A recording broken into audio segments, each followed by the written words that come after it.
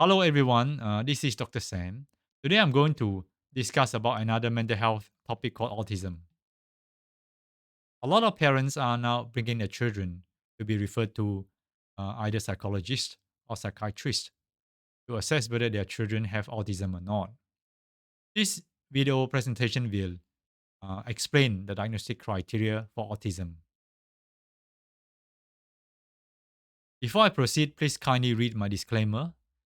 This video is not intended to diagnose, treat, cure, or prevent any disease. It is purely for general educational purposes only.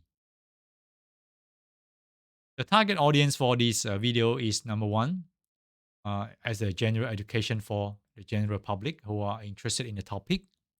Number two, medical students who are learning about the topic. Number three, people who needs to refresh their knowledge about the topic, either for exams or assessment purposes. Now let's begin. So what is autism? According to the DSM-4 criteria or DSM-5 criteria, okay, autism is defined as two groups of symptoms. The first group of symptoms is what we call problems with social communication or social interaction.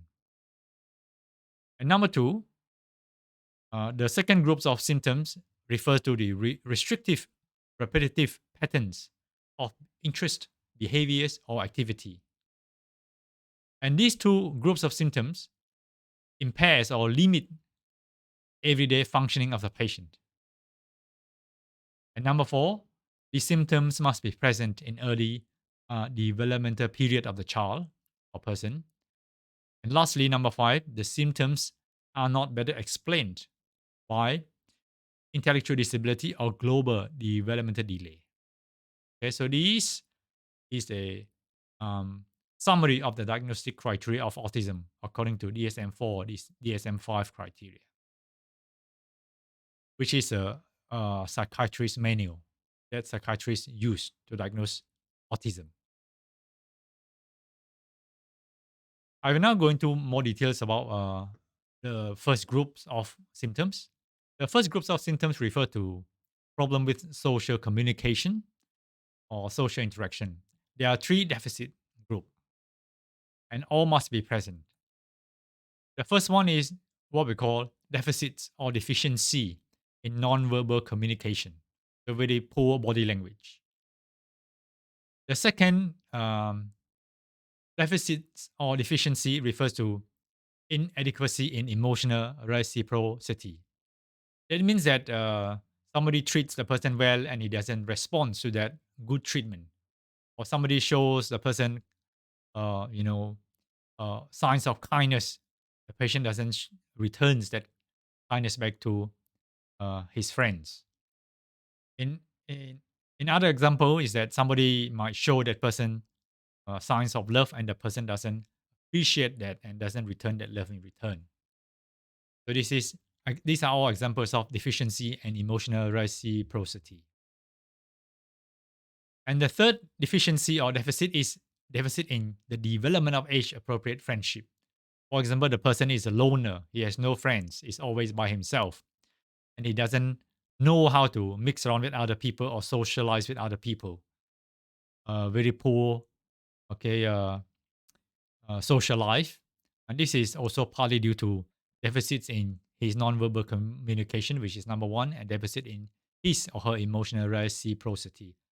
So as you can see that these three deficits, they are pretty related to each other.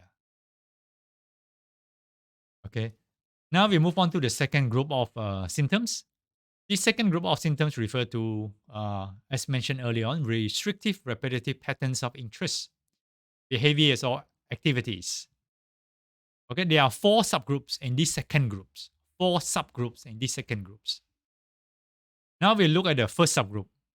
The first subgroup refers to, okay, excessive adherence to routines, ritualized patterns of verbal or non-verbal behavior, or excessive resistance to change. So what does that mean? It sounds pretty complex, pretty complex. I will just give a few examples. Okay. So examples of this include, for example, one, the child plays with the same toy every time. Okay. Okay. Number two, the child play with the same toy the same way every time. Okay. So it means that the same pattern of behavior. Number three, the child lines up toys or other objects in the same order every time. And it gets really upset when the order is changed. Okay. So it means that the child has got some rituals, some patterns of behavior. Okay. And other examples include, must follow certain daily routines. For example, the child must first get up, he must brush his teeth. Only then he can, go to the toilet and open his bowel. After that, he needs to, put on his pants, put on his shirt before he goes in to drink water. So if the mother asks him to drink water first before he does the poo, he gets really upset. This is examples of, must follow certain daily routines and getting upset if any disruptions of those routines, okay, happens. Okay, and the child usually gets really upset by minor changes. Okay, the second subgroup of these second groups of symptoms refers to what we call highly restricted fixated interests. Highly restricted fixated interests that are abnormal in intensity. As you can see here, I put a picture there to refer that the patient seems to be chained by something, okay, such that he cannot go out and enjoy something else other than the limited interest that he's, preoccupied with. Okay, examples include, for example, the child is obsessed with only parts of a toy. For example, a car is only obsessed with the wheels. Second example is the child keep watching a fan spinning around and around for hours without feeling bored. Or taking a favorite toy everywhere he goes because the toy is so special to him. And number four, studying a list and facts about a certain favorite or pet subject over and over again. Okay, or repeatedly lining up the same Lego trains in the same order again and again. So these are examples of highly restricted, fixated interest that are abnormal in intensity and focus. And the third subgroups of the second groups of symptoms, which is restricted repetitive patterns of interest, behaviors, or activity, refers to what we call stereotyped or repetitive speech, motor movements, or use of objects. What does that mean? It means that, for example, the patient saying or repeating the same words over and over again. The special term is called echolalia. For example, the child will say, I hate you, I hate you, I hate you, I hate you, I hate you, over and over again. Something like that. Okay. And then he can flaps his hand, rocks his body, or spin himself or herself in a circle over and over again many times throughout the day, morning, afternoon, night. Okay, this refers to stereotype, repetitive speech, motor movements, or use of objects.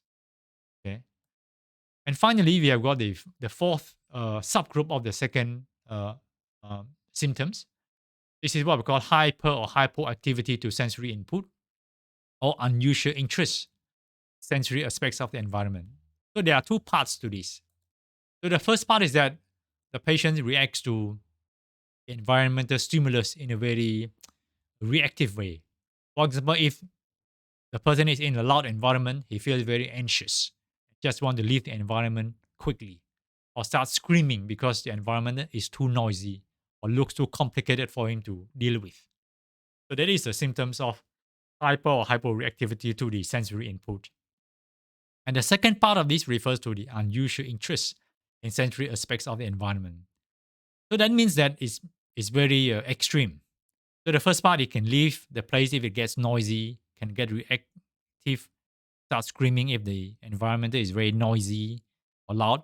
On the other hand, if it goes into an environment that they find attractive, for example, a colorful environment, it can stand there all day, morning, the whole afternoon without feeling bored. Okay, and just focus on the same color or the same corner of the place for a long period of time. Okay, so in summary, Autism is being diagnosed when a person manifests, okay, fully the symptoms of poor social communication, poor social interaction, plus two or more, okay, of the four subgroup we mentioned earlier on of the restrictive, repetitive patterns of interest, behavior, activity.